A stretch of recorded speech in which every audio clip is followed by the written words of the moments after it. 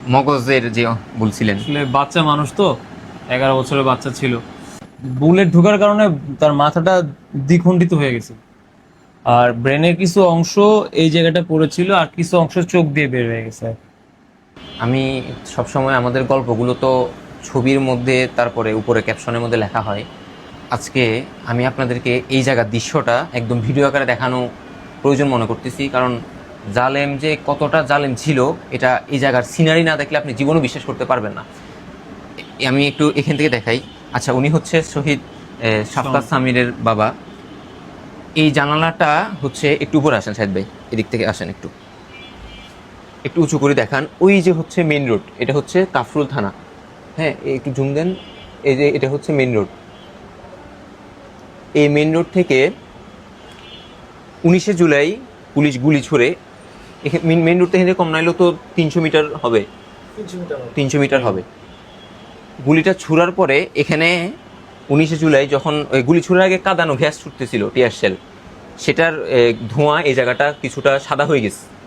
তো ওনার বাবা শাফকাত সামিরের বাবা, ওনার ভাই এখানে দাঁড়িয়ে এই জানালাটা এদিক থেকে দেখান সাহেদ ভাই, এরকম বন্ধ করতেছিল, আস্তে আস্তে দেখতেছে এবং বন্ধ করতেছে।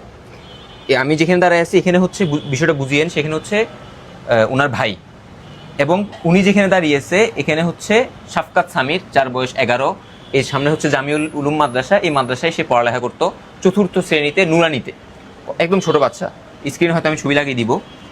তো এখানে হচ্ছে ভাই, আর তার পিছনে হচ্ছে ভাতিজা অর্থাৎ উনার ছেলে।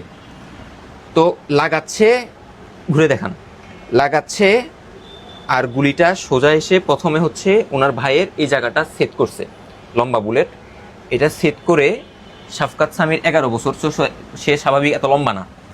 তো সে কি করছে, এই টেবিলটা, এই যে টেবিলটা দেখান, এই টেবিলটা এখানে মাঝখানে নিয়ে আসছে, মাঝখানে নিয়ে এসে হ্যাঁ এটার উপর দাঁড়াইছে। অর্থাৎ তাহলে এখানে হচ্ছে চাচা না, হ্যাঁ চাচা, এবং পিছনে হচ্ছে সে।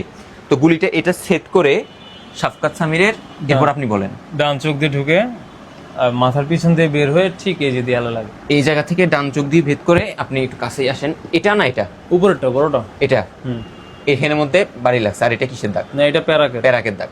এখানে লাগার পরে শাফকাত সামির এখানে জায়গাটা লুটে টেবিল থেকে পড়ে গেছে এবং তার বাম হাত ভেঙে গেছে, এবং এই জায়গাটা পুরোটা রক্তে ভেসে গেছে। এবং হচ্ছে আপনি যেটা বললেন, একটু কষ্ট দিচ্ছি আমি, মগজের যে বলছিলেন, আসলে বাচ্চা মানুষ তো, 11 বছরের বাচ্চা ছিল, 9 বছর ছিল তার হচ্ছে সার্টিফিকেট বয়স, বাট অরিজিনাল বয়স ছিল 11। তো বুলেট ঢোকার কারণে তার মাথাটা দ্বিখণ্ডিত হয়ে গেছে, আর ব্রেনের কিছু অংশ এই জায়গাটা পড়েছিল, আর কিছু অংশ চোখ দিয়ে বের হয়ে গেছে। আর আশেপাশে খেলনা ছিল, দেওয়াল ছিল, কোথায় কি পড়ছে একটু যদি বলতেন। এই জায়গাটা হচ্ছে, এই জায়গাটা তার খেলনাগুলো ছিল, এইটা ছিল কিছু পুতুল ছিল যার মধ্যে রক্ত লেগে গেছে। ওগুলা পুলিশ গত আমলের পুলিশ এসে এভিডেন্স কালেকশন হিসেবে নিয়ে গেছে সব। গুলি ছিল 15 দিন, আর খেলনার মধ্যে রক্ত ছিল, ওগুলো সব কালেকশন করে নিয়ে গেছে। কিছু রক্তের দাগ আমি দেখাতে পারবো। হ্যাঁ, এখানে রক্ত পড়ছিল কিনা সিট? না, এই জায়গা না, এখানে সিমেন্টে ধোয়া ছিল, এই খাট ছিল, এই জায়গাটা রক্ত ছিল, আর এখানে রক্ত ছিটেছে, এই জায়গাটা রক্ত ছিটেছে, এই জায়গাটা রক্ত ছিটেছে, এই জায়গাটার মধ্যে সে শুয়ে পড়ছিল, তো শুয়ে পরে রক্ত ছড়ায় গেছে। আর হচ্ছে এখান থেকে জায়গা যখন নিয়ে যায় কোলে করে যখন নিয়ে যায়, তখন রক্ত ছিটেতে ছিটেতে এদিক দিয়ে যায়। আমার সাথে আসেন, আসেন আসেন আমার এদিক দিয়ে, মানে ওকে নিয়ে যাচ্ছে। আসেন, আমি দিচ্ছি ফ্ল্যাশ লাইটটা।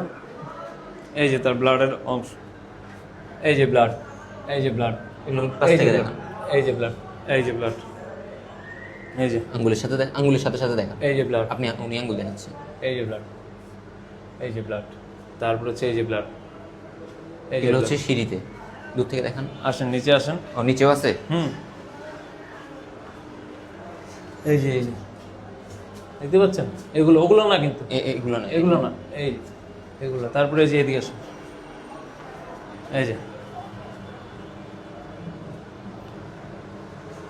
এগুলো আসলে আমি বলবেন যে এগুলো কেন এখনো আছে, এগুলো আমি মুছতে দিইনি আসলে বেসিক্যালি, কারণ হচ্ছে আমি এখানে বড় হয়েছি, আর এগুলো আমার কাছে এক হিসেবে আপনার শাস্তি বলতে পারেন, স্মৃতি বলতে পারেন। শাস্তি কি হিসেবে, যে বাবা হিসেবে আমি আসলে সাকসেসফুল অথবা কেয়ারিং বাবা ছিলাম না, যে সিকিউর প্লেসে আমার ছেলেকে রাখতে পারিনি। আর স্মৃতি হচ্ছে এগুলাই আমার ছেলের একটা অংশ রয়ে গেছে। যেটা প্রতিদিন উঠতে নামতে আমি দেখি, দেখে আর কি জাস্টিফিকেশন করি নিজেকে।